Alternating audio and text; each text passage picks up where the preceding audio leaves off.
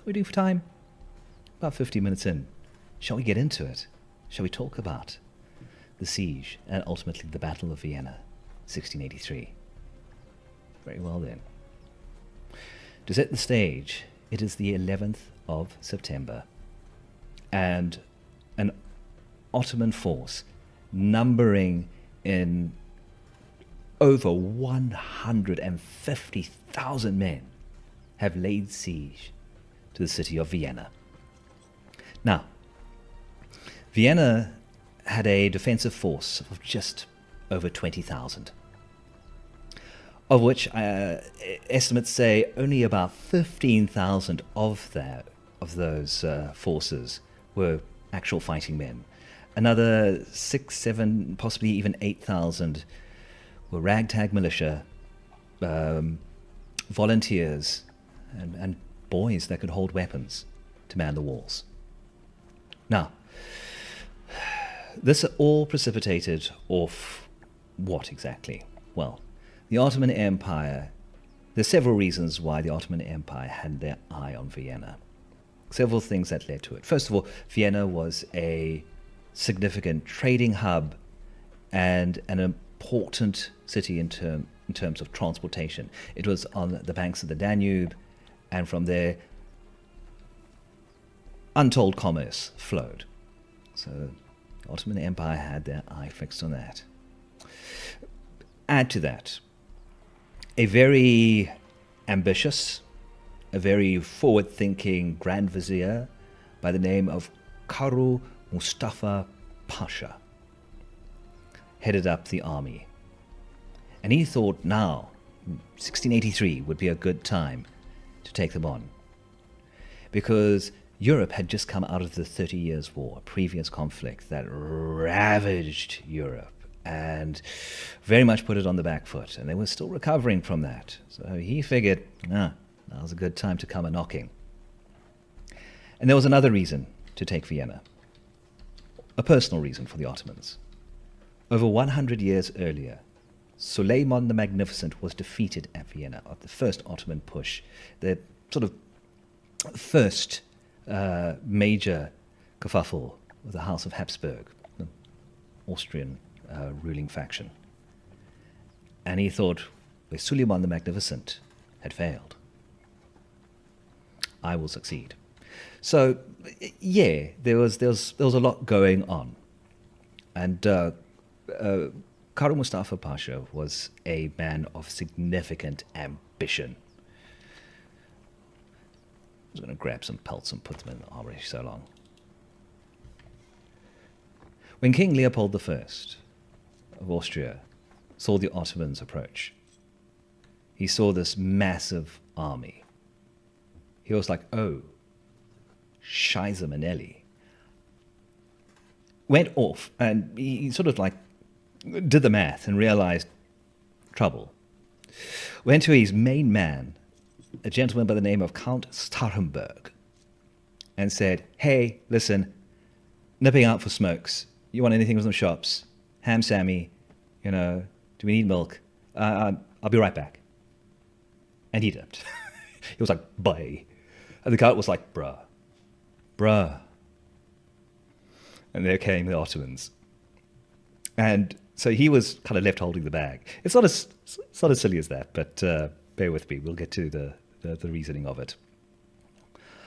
And the Ottomans, with a force of more than 150,000 men, marched through Austria on the doorstep of Vienna, arriving July 14th, 1683. And the curious thing was, the vizier issued terms. He said, he put it out that he was prepared to take a surrender of Vienna. Unbeknownst to him, Count Starhemberg was a canny tactical leader. He had a very shrewd military mind. And he utilized significantly scouts and scout reports throughout Vienna to get an idea of the movements and the positioning of the Ottoman forces. And several days earlier to them arriving at the gates of Vienna, he received scout reports that the Ottoman army had marched through a city called Perstolthof. I think that's how you pronounce it. And Perstoltsdorf, I think that's it. I should have checked that.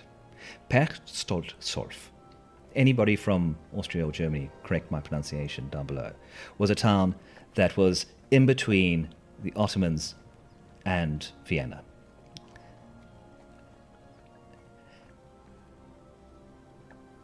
Perstoltzdorf agreed to a surrender.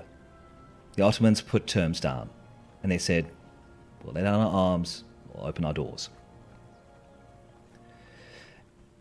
And the Ottomans sacked the town, resulting in a massacre of the vast majority of the population. Count von Sachenberg knew this. He had this information in hand. So, when the vizier, Kara Mustafa Pasha, offered him terms, he was like, ha ha ha ha, deuces, you want the city? Come get it. And the vizier was, all right, fine. That's that. Because he expected them not to surrender. Unlike the previous town, Vienna was far more fortified. I mean, Vienna at the time was this stronghold with almost 200 feet high walls and some of the best artillery in the known world on its defenses.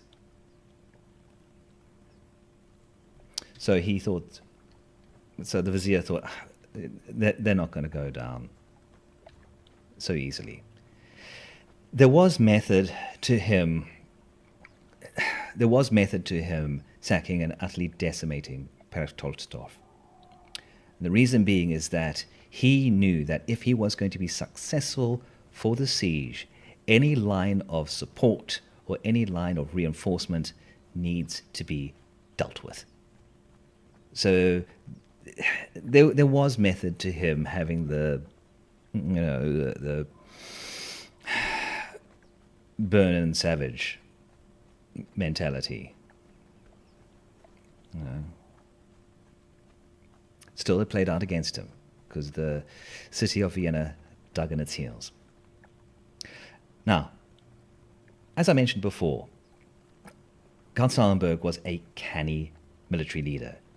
He knew that the Ottomans were very, very good at sieges, particularly with their campaign in Crete, where they would use this tactic of tunneling under the walls of a city and placing black powder bombs underneath walls and putting them up and sapping the walls underneath like that. In light of this, when the siege started in earnest, what he would do is he would organize small sorties to go out at night. Well-trained and well-equipped soldiers on his side slip out from the walls, look for tunnels, and bring them down. Because he knew if they managed to dig a tunnel close enough to the walls, put a bomb under it, doesn't matter how high or thick your walls are, that's going to bring it down from underneath. This was important because he knew he had to play for time. He knew he needed to do this in order to buy as much time for King Leopold. Because King Leopold, he hadn't nipped off to the shops. Oh, no. He had gone straight to the Pope. He had gone straight to the papacy, to Pope Innocent XI, to petition him for help against the Ottoman attack. And Leopold did it in a very clever and a little bit of a deceiving way, because the way he pitched it to the Pope, he said, he didn't just go there, say, help, Vienna under attack, baddies at the gate, gimme. He went to the Pope and stated his case as the Ottoman Empire performing a reverse crusade. Well, when the Pope heard this, he was like, what? Crusade? That's our thing. We do that. No. They're totally ripping us off. No. Got on the phone. No, didn't get on the phone. But he sent out messages. He sent out messages to Poland, Lithuania, to Germany, although Germany wasn't really Germany as we know it back then. It was more like a loose amalgamation of principalities called the Holy League. Sent messages out to them, sent messages to Venice. Oi, we've got a serious problem on the doorsteps of Vienna. Everybody help. And everybody was kind of still smarting after the 30 Years' War, but they were like, okay, don't want to face excommunication. We all got treaties with the Holy Roman Empire. Fine. We'll help Vienna. They mustered up a response force. 65,000 men in total between those nations to go address the 150,000 strong Ottoman attack force. Tall order, right? Well, certain things played out in their favor. First of all, the tenacity of the Vienna defense under Starhemberg, who was did everything he could to staunch the walls. And also, there was a secret trick up the sleeve, a secret weapon that the support forces had in the Poles. And if you know your metal music, you know what's arriving. It was the Winged Hussars, the elite Polish cavalry units, highly trained, heavily armed and armored. And they were the creme de la creme, 3,000 strong, joining the forces of the Holy Roman Empire to go free Vienna. But they were still a good month out at this time. So Vienna had to stand strong. Now, as stated, those walls were practically impenetrable, and the Ottomans were having a tough time of it. They didn't have the artillery. They didn't have the overt firepower. And digging those tunnels was taking forever. They didn't factor that Vienna is built on a riverbed, and tunneling into river soil and so close to water is incredibly tricky, and it took time. And there was enough time for the support troops to arrive on September 11th, 1683. Contrary to popular belief, it wasn't the Hussars that arrived when the Winged Hussars arrived. No, they were late. They were late to the party. On that day in particular, it was the Holy Order, mostly the Germans, that arrived. And they set up a defensive position on a large hill called Kallenberg, I think it's pronounced. And they didn't attack straight away. Well, the vizier saw the forces arrive, saw that they didn't attack, and it is at that point that the Grand Vizier, Kara Mustafa Pasha, made a terrible blunder. He knew he had to deal with the support units, but he believed that the walls were about to fall any moment of Vienna. He believed they were on the brink of coming down, and he had reasons for believing that. But those reasons ended up biting him. So in response to the support units, he didn't send out his best units, 15,000 Janissaries. Janissaries, did you say, Dan? Age of Empires 2 Janissaries? Yes, those guys. Pain in the dick unit. But yeah, the creme de la creme of the Ottoman Empire, the Janissaries. He kept them in reserve. He kept them at the walls because he figured these walls are coming down, and he wanted them in the city, take the city, so he can mount a counter-defensive against the support units. He wanted the city first. That was the prize. And he could not figure out why those that had come to save the city weren't attacking, why they were setting up a defensive position. Little did he know, the reason they were doing that is because the Germans didn't want to go charging in. They wanted the Poles to do the heavy lifting, and they were late. So the Winged Hussars arriving late were actually instrumental in the victory, but not because they arrived in the nick of time, which is delightful. So, eventually, much later in the afternoon, the Poles arrived. And led by King Jon III Sobieski. And this guy was a boss. Because he showed up and he was like, cavalry has arrived. And he took one look at the situation and surmised that, you know what? We're at the top of this hill, the high ground advantage. The enemy's at the bottom with the low ground advantage, with their backs against the walls of a hostile city. Oh, would you look at the time? Oh, it's charge o'clock. But still, the vizier had wasted precious time. He had given the Poles enough time because, as I said before, he kept his janissaries in reserve at the walls, and he realized that mistake. Because he was under the impression the walls were coming down at any moment. Because what had happened was, he had finally managed to get his sappers to get under the wall. But as I mentioned before, Count Starenburg was sending men out constantly into those tunnels.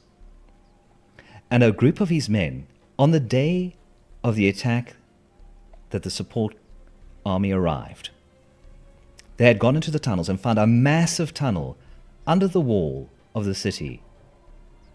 And it was empty. And they were, why is there this massive tunnel and nobody's in it? Why is nobody working on this tunnel? They went in deeper, and they quickly found out why there was nobody in this tunnel, because there was a big, massive, stonking bomb at the end of it, directly under their walls. And they were like, oh, look at this massive fuse going out the tunnel leading to this bomb. And they went, yoink, and pulled the fuse out the bomb. So when the Ottomans lit the fuse, bomb had been disabled. I'm not going to make that reference, but you get the idea. So the vizier was waiting for the walls to come down, and they didn't. And when he realized that they wouldn't, it was too late to properly position his elite troops with their backs against the wall.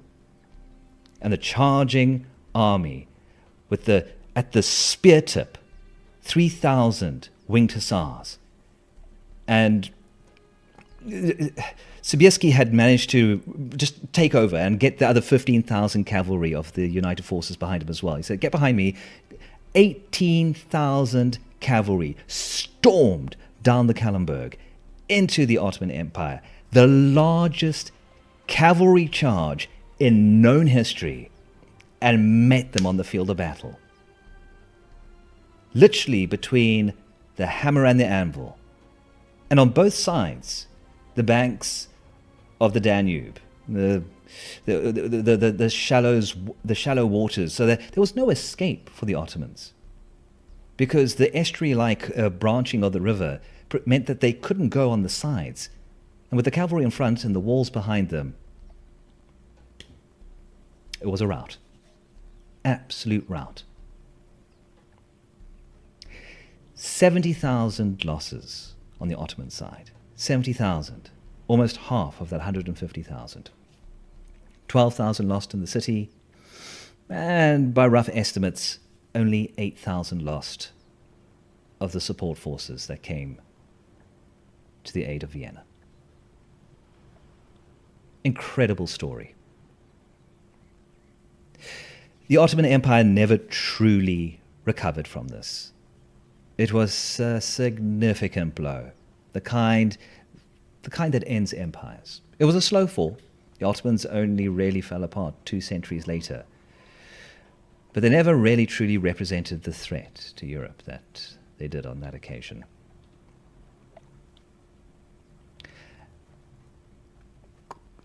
It's a great story. Apologies to Moreno in advance, because I know that's not exactly a story with the home side winning. Sorry, my friend. But anyway, and it's the kind of battle that permeates into our pop culture as well. Because of course, thanks to that battle, we have Sabaton's best song. Oh yeah, great tune. Also, inspiration for Tolkien. No, not the Battle of Helm's Deep. There were no horses at Helm's Deep. There was no cavalry charge at Helm's Deep. Peter Jackson took liberties there. No, but the Battle of Vienna was inspiration for the Battle of Pelennor Fields, where there was that great charge. So yeah, neat story. I hope you enjoyed it.